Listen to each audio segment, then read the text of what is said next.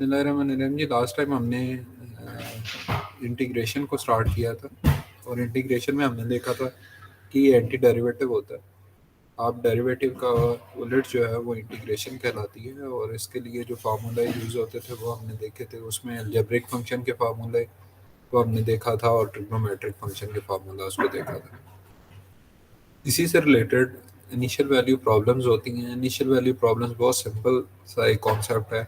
इसमें होता ही है कि आपके पास एक इक्वेशन गिवन होती है। वो इक्वेशन किस फॉर्म में होती है? वो इक्वेशन आपके पास डेरिवेटिव की फॉर्म में इक्वेशन होती है। आपने क्या करना होता है? आपने उसको सिंपली रीअरेंज करके उसकी इंटीग्रेशन लेके कोई ना कोई आंसर निकालना होता है। कैसे निकालना होता है? सबसे पहले हम वेलोसिटी का देखेंगे कि अगर आपने वेलोसिटी फाइंड आउट करनी है और आपको एक्सेलरेशन गिवन है। एक्सेलरेशन जो होता है किसी भी चीज़ का, वो वेलोसिटी का डेरिवेटिव होता है। तो एक्सेलरेशन अगर किसी भी बॉडी का गिवन है, वहाँ से आप उसकी वेलोसिटी को फाइंड कर सकते हैं। कैसे कर सकते हैं? Acceleration a is basically equal to d v over d t. D v over d t आपके पास जो है वो एक्सेलरेशन के इक्वल होता है। वेलोसिटी का डेरिवेटिव एक्सेलरेशन के इक्वल होता है। तो ये बिल्कुल सिंपल केस बताया गया है जिसमें 9.8 इसकी वैल्यू है। ये आपके पास 9.8 जो है ग्रेविटेशनल एक्सेलरेशन है।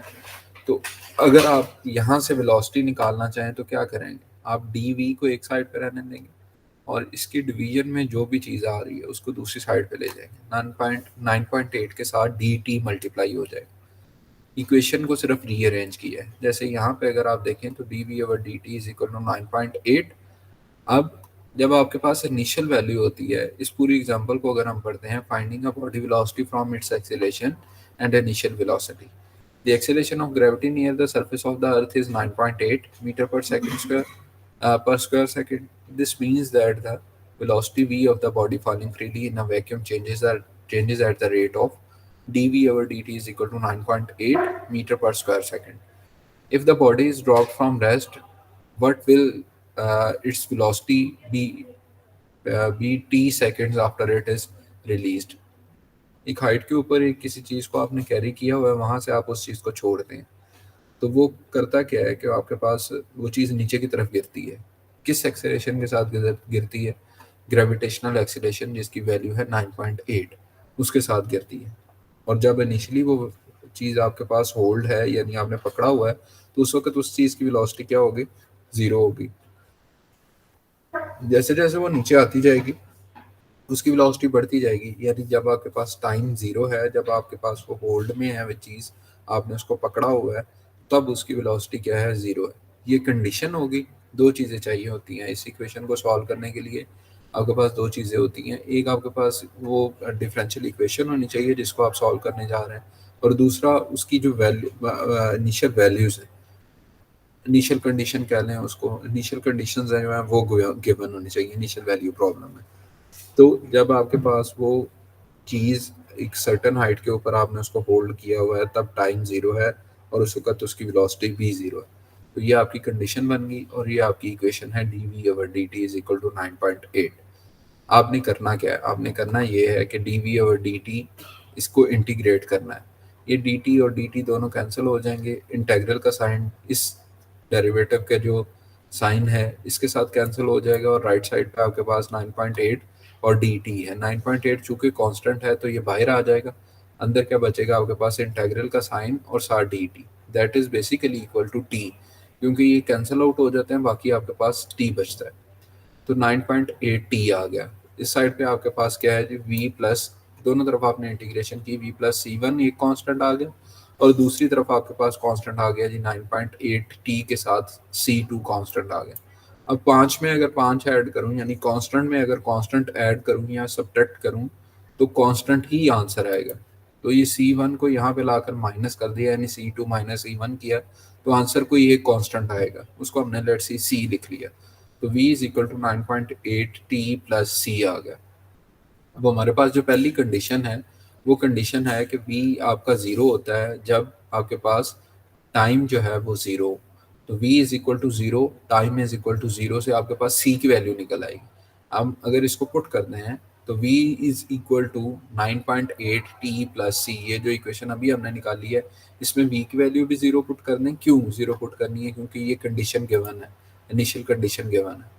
तो आपके पास आंसर जो है ये इनिशियल कंडीशन गिवन है आपके पास। इस कंडीशन को आप पुट करेंगे यहाँ पर इस इक्वेशन में। तो जब आप इस इक्वेशन में पुट करते हैं तो v की वैल्यू 0 पुट की, इस तरह से t की वैल्यू को 0 पुट किया, प्लस c आपके पास आ जाएगा, तो c की वैल्यू भी ऑटोमेटिकली 0 हो जाएगी। क्यों? क्योंकि 9.8 को 0 के साथ मल्टीप्लाई करें तो आपके पास आंसर 0 आएगा। राइट साइड पे भी 0 है तो 0 प्लस या माइनस 0 इज इक्वल टू 0, तो c की वैल्यू आपके पास 0 आ जाएगी और रिजल्टेंटली आपके पास इक्वेशन क्या बन जाएगी। अब यहाँ पे इसी इसी इक्वेशन में, ये जहाँ पे अभी मेरा कर्सर है, यहाँ पे अगर आप पुट करते हैं c की वैल्यू 0 तो आपके पास जो रिजल्ट इक्वेशन बनती है वो है v is equal to 9.8t। ये आपके पास क्या बन गया जी? ये आपके पास बन गया वेलोसिटी और टाइम के लिए रिलेशन बन गया, या इक्वेशन बन गई, या आपने सॉल्व कर लिया इस इक्वेशन को। सेकंड अगर एग्जांपल देखें, find a curve from its slopes function and point, find the curve whose slope at the point xy is 3x square if the curve is required to pass through the point 1 minus 1। अब आपके पास ये curve given है और इसकी slope given है, कोई एक curve है उसकी स्लोप गिवन है और एक पॉइंट गिवन है कि वो आपके पास जो कर्व है वो सर्टेन पॉइंट में से क्या है, पास कर रही है। स्लोप किसी भी कर्व की जो है वो किसके इक्वल होती है, dy बाई डी एक्स के इक्वल होती है। ये अपने उस दिन क्लास में कवर किया था। तो स्लोप आपके पास फर्स्ट डेरिवेटिव के इक्वल होती है, तो आपने स्लोप को फर्स्ट डेरिवेटिव के इक्वल रख लिया। इसी तरह से आपके पास 1 और -1, 1 और -1, यहाँ पे x की वैल्यू क्या होगी इस पॉइंट के ऊपर, ये जो पॉइंट गिवन है x की वैल्यू 1 होगी और y की वैल्यू उस वक्त क्या होगी आपके पास, -1 होगी। यानी अगर आप x की वैल्यू को 1 पुट करते हैं, ये जो बिल्कुल इसके नीचे इक्वेशन गिवन है, यहाँ पर अगर आप x की वैल्यू को 1 पुट करते हैं तो आपके पास y की वैल्यू जो रिजल्टेंटली आती है वो -1 आती है। ये कंडीशन होगी, इक्वेशन भी आ गई, कंडीशन भी आ गई, दोनों चीज़ें फुलफिल हो गई। हमने क्या करना है, इसको इंटीग्रेट करना है। जब आप इसको इंटीग्रेट करते हैं तो ये लेफ्ट साइड से जो है वो आपके पास सिर्फ y बचता है और राइट साइड पे आपके पास 3 जो है वो बाहर आ जाएगा। एक्स स्क्वायर है तो इसके ऊपर पावर रूल लगेगा, पावर रूल आप लगाते हैं तो एक्स क्यूब डिवाइडेड बाई 3 बनता है। एक्स क्यूब डिवाइडेड बाई 3 अगर आप करते हैं, यानी अगर मैं इसको लिखूँ, राइट साइड की जो इंटीग्रेशन है सिर्फ उसको लिख रहा हूँ, 3 आपके पास बाहर आ जाएगा और अंदर आपके पास इंटीग्रेशन जो बनेगी वो एक्स रेज टू पावर 3 और ये डिवाइड होगा किसके साथ, इसकी डिवीजन में आएगा 3। अब आपके पास ये 3 और 3 कैंसिल हो जाएंगे, जो मल्टीप्लाई हो रहा है डिवाइड हो रहा है, रिजल्टेंटली आपके पास जो आंसर बचेगा वो आपके पास आएगा जी y is equal to x cube plus c. ये आपके पास आंसर आ गया। अब ये जो इनिशियल वैल्यू है इसको यहाँ पे पुट कर दें, x की वैल्यू 1 पुट करते हैं तो y की वैल्यू -1 आ जाती है। इस वैल्यू को यहाँ पे पुट करें, x की वैल्यू 1 पुट करें, y की वैल्यू क्या है जी, -1 है उस वक्त। तो ये आपके पास c की वैल्यू निकल आएगी। जब आपके पास c की वैल्यू निकल आती है तो आप रिजल्टेंटली क्या निकाल सकते हैं, जब आप c की वैल्यू निकाल लेंगे तो c की वैल्यू को आप पुट करें, c की वैल्यू आई है -2, इस इक्वेशन में c की वैल्यू पुट कर दें, y is equal to x cube -2 आपके पास आंसर आ जाएगा इस इक्वेशन का। ठीक है जी। अब अगर हमारे पास हो, हमने डिस्टेंस निकालना हो, आपका वो वेलोसिटी गिवन है और वेलोसिटी के थ्रू आपने डिस्टेंस निकालना है, तो तब आप क्या करेंगे, find a projectiles height from its acceleration, initial velocity and initial position. A heavy projectile is fired straight up from a platform 3 meter above the ground। 3 metre above है जी ग्राउंड से। यहाँ से आप एक कोई भी फर्ज करें आप कोई गोला है उसको थ्रो करते हैं ऊपर की तरफ, यहाँ एक बॉल है उसको थ्रो करते हैं ऊपर की तरफ, 3 metre above the ground with an initial velocity. उसकी जो इनिशियल वेलोसिटी है वो है 160 मीटर पर second. Assume that the only force affecting the projectile during its flight is from gravity। Gravity सिर्फ रोल प्ले कर रही है, which produces a downward acceleration of 9.8 metre पर सेकेंड। उसका जो आपके पास लॉन्चिंग वेलोसिटी है जिससे आपने इसको लॉन्च किया है यानी ऊपर की तरफ थ्रो किया है, वो है आपके पास 160 मीटर पर सेकेंड और उसकी डायरेक्शन ऊपर की तरफ है। और जो आपके पास 9.8 एक्सेलेरेशन है उसकी डायरेक्शन क्या है, नीचे की तरफ है। Find an equation for the projectile height above the ground as a function of time t if time t is equal to 0 when the projectile is fired, how high above the ground is the projectile, is the projectile 3 seconds after the firing. तो जब आप उसको fire करते हैं तब आपका time जो है वो जीरो है और उस वक्त वेलोसिटी 160 मीटर पर सेकंड है, और आपने फाइंड क्या करना है कि 3 सेकंड के बाद वो कितनी हाइट के ऊपर होगा। तो velocity is basically derivative of your distance and acceleration is derivative of your velocity. तो v आपके पास है D s over d T. इस तरह से इसकी वैल्यू, ये v की वैल्यू यहाँ पे अगर आप पुट करते हैं तो सेकंड डेरिवेटिव बन जाता है डिस्टेंस का। एक्सीलरेशन आपके पास सेकंड डेरिवेटिव बना डिस्टेंस का, और एक्सीलरेशन की वैल्यू जो है वो -9.8 है। माइनस क्यों है? क्योंकि आपके पास जो प्रोजेक्टाइल है वो ऊपर की तरफ मूव कर रहा है और एक्सीलरेशन की वैल्यू नीचे की तरफ है, तो इसलिए माइनस हाथ लगा है। तो d square s over d t square is equal to -9.8, ये आपके पास सेकंड डेरिवेटिव आ गया। और इनिशियल कंडीशन यानी आपके पास वेलोसिटी गिवन है जब आपके पास टाइम जीरो होता है 160 मीटर पर सेकंड, तो आपके पास उस वक्त आपके पास एक इक्वेशन ये गिवन है और सेकंड इक्वेशन ये है कि आप 3 मीटर अबव हैं ग्राउंड से, आपका डिस्टेंस जो है वो 3 मीटर अबव है।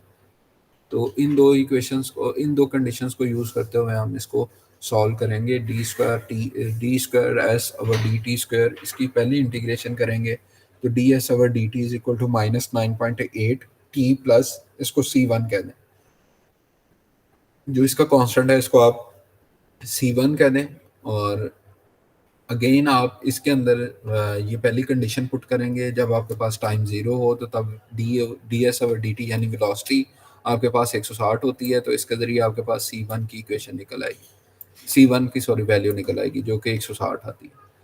दोबारा आप इसी इक्वेशन को, ये जो हाईलाइटेड अभी मैंने हाईलाइट की है, इस इक्वेशन को आप दोबारा इंटीग्रेट करेंगे। दोबारा इंटीग्रेट करते हैं तो आपके पास आंसर आ जाता है जी -4.9 T square plus 160 T plus C2। अब आपके पास ये जो इक्वेशन है इसमें आप वैल्यू पुट करेंगे किस चीज़ की, ये जो सेकंड कंडीशन है उसकी, यानी s is equal to 3 when time is equal to 0। तो C2 की वैल्यू आ जाती है। C2 की वैल्यू इसमें पुट करेंगे तो s की इक्वेशन निकल आएगी -4.9 T square plus 160 T plus 3। ये आपके पास आंसर आ जाएगा s का। अब आपने 3 सेकंड के बाद जब आपकी प्रोजेक्टाइल को लॉन्च किए 3 सेकंड हो गए हों, तो तब आपके पास s कितना होगा वो निकालना है। तो t की जगह पे 3 पुट कर देंगे तो -4.9 टी स्क्वायर यानी 3 square plus 163 multiplied by 3 plus 3, और ये आपके पास आंसर आ जाएगा। ठीक है जी, यहाँ तक आप लोगों ने इस लेक्चर में कवर करना है, तो बाकी जो है वो इंशाल्लाह नेक्स्ट लेक्चर में हम कवर करेंगे। Thank you very much for joining.